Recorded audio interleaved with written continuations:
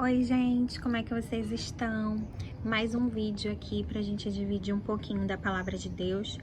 Hoje a gente vai falar sobre Terá. Vamos orar? Paizinho, muito obrigada por mais essa oportunidade que nós temos de aprender sobre o Senhor. Eu te peço em nome de Jesus, toma a minha vida e de quem está assistindo esse vídeo, que nós possamos entender aquilo que o Senhor quer falar pra gente. Não ouvir o que a gente quer, mas aquilo que o Senhor quer falar conosco, porque nós sabemos que a tua vontade ela é boa, ela é perfeita, ela é agradável. Em nome de Jesus, amém. Bora lá. Lá no capítulo 11, 26 de Gênesis, diz assim: depois que completou 70 anos, Terá gerou Abrão, Naor e Harã, a família de Terá.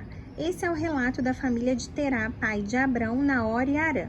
Harã, que foi o pai de Ló, morreu em Ur dos Caldeus, sua terra natal, enquanto seu pai Terá ainda vivia. Tanto Abrão como Naor se casaram. A mulher de Abrão se chamava Sarai e a mulher de Naor, Milca. Milca e sua irmã Iscá eram filhas de Harã, irmão de Naor. Sarai, porém, não conseguia engravidar e não tinha filhos. Certo dia, Terá tomou seu filho Abrão, sua nora Sarai, mulher de seu filho Abrão, e seu neto Ló, filho de seu filho Harã, e se mudou de Ur dos Caldeus. Partiram em direção à terra de Canaã, mas pararam em Harã e se estabeleceram ali. Terá viveu 205 anos e morreu enquanto ainda estava em Harã. Bom, o que eu quero trazer sobre a história de Terá? Terá, ele teve filhos com 70 anos.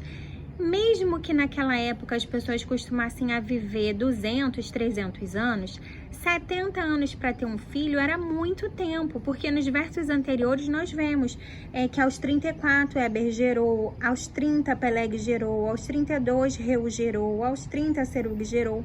O pai de Gerá aos 29 gerou, mas Terá só foi gerar filhos depois dos 70.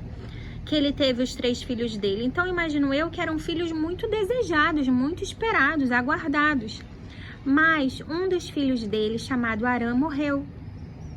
E quando Harã morreu, Terá pegou a família dele e falou: gente, olha, nós estamos aqui na Babilônia, mas nós vamos seguir em direção a Canaã, porque lá é uma terra boa, uma terra frutífera, e nós vamos viver melhor do que aqui. E eles foram. Mas, no meio do caminho, eles passaram por uma cidade chamada Harã. Coincidentemente, o mesmo nome do filho de Terá que morreu. E Terá se estabeleceu nessa cidade, viveu ali até os 205 anos quando ele morreu. Ele não concluiu a trajetória dele, ele parou no meio do caminho. Acredito eu que ou inconscientemente ou tendo consciência disso, aquele lugar trouxe lembranças do filho dele. E isso fez com que ele não conseguisse mais seguir. Ele ficou preso na tristeza, preso na angústia do passado, e ele não conseguiu concluir o caminho dele. Mas o mais interessante é que mais pra frente, quando Abrão tem o encontro dele com Deus, Deus diz para ele que vai levar ele para uma terra, e Deus não fala qual, mas a terra que Deus leva a Abrão era Canaã. Deus concluiu a caminhada do pai Terá através da vida do filho Abrão.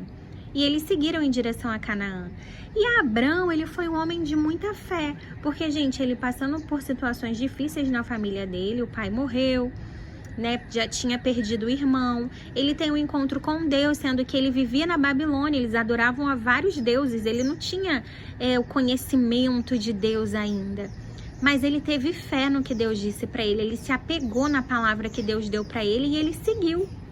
E ele foi pautando a vida dele toda no que Deus dizia para ele. E ele conseguiu chegar a Canaã, mas no caminho da vida de Abrão, ele sofreu, gente. Um pouquinho mais adiante a gente já vê quando ele vai com a esposa dele e eles estão passando por uma cidade. Ele fala: olha, Sarai, você diz que é minha irmã, porque se você disser que é minha esposa, eles vão me matar para ficar com você. E isso porque ele estava em um local que Deus mandou ele ir.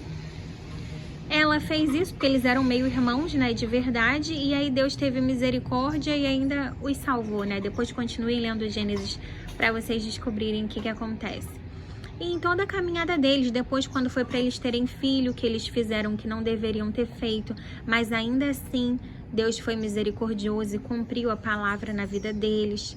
Mas o que a gente aprende com isso? Quando Deus tem um propósito na nossa vida, e se você está vivo hoje é porque Deus tem um propósito na sua vida, ainda que você tome decisões erradas, escolhas erradas, isso não anula o propósito que Deus tem para você.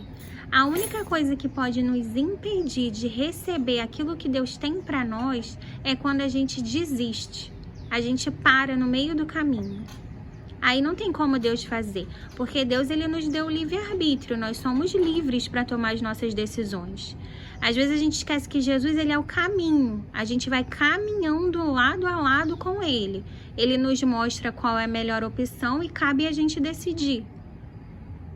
Mas ainda quando a gente decide por opções que não agradam a Deus, ainda assim ele tem misericórdia quando a gente se volta para ele. Para a gente tomar a decisão certa, a decisão que ele tem para nós.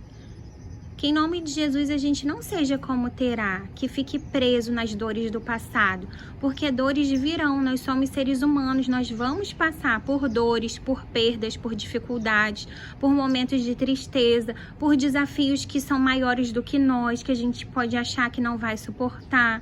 Isso é natural do ser humano. Mas quando nós conhecemos o amor de Deus, a gente começa a fazer o que a Bíblia diz. Não andeis ansiosos por coisa alguma. Antes, coloca suas preocupações diante de Deus.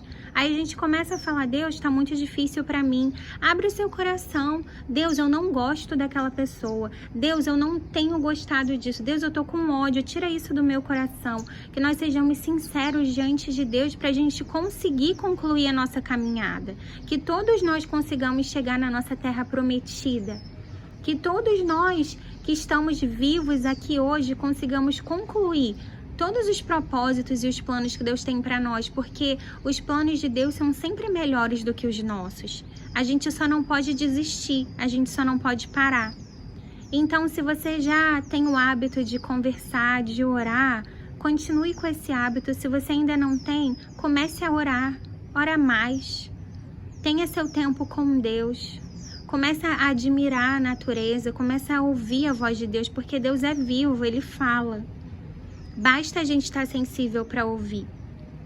Que Deus abençoe a sua vida, que essa palavra fale no seu coração. Se puder, curta, compartilhe esse vídeo, se inscreva no canal e que nós sigamos aqui aprendendo cada dia mais juntos sobre esse Deus que tudo pode fazer, que é um Deus bom, que é um Deus justo, que é um Deus fiel, que é um Deus de amor.